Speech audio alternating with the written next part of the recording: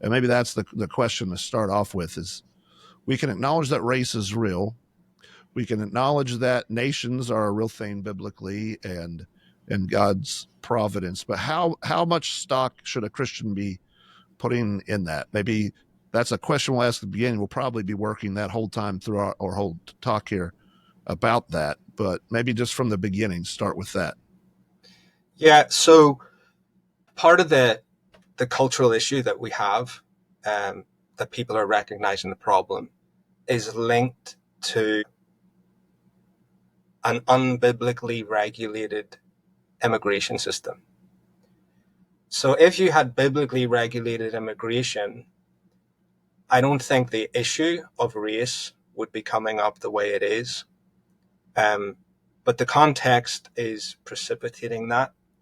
And I think as a result, it has the tendency to overplay the question of race because people start to think very much in racial terms.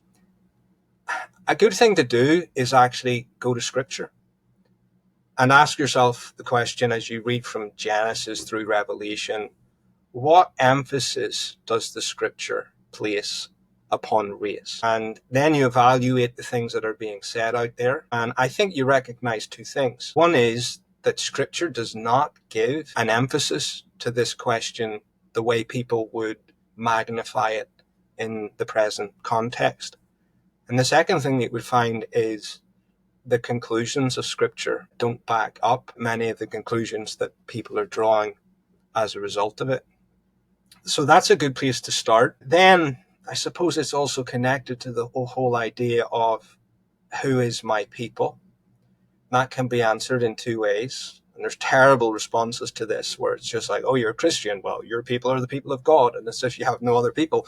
No, we're bound up naturally with family and with nation, and patriotism is an issue, and love for your own people, etc., is an issue.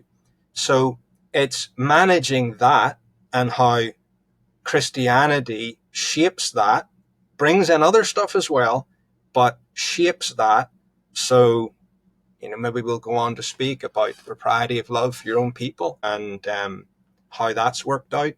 But yeah, these are some of the issues that are coming into play with this question. Well, let's start then with immigration, because I think, as you said, if we have a biblical thoughts about immigration, that can actually help solve a lot of the issues. So, first of all, does Scripture give nations the right to control their borders?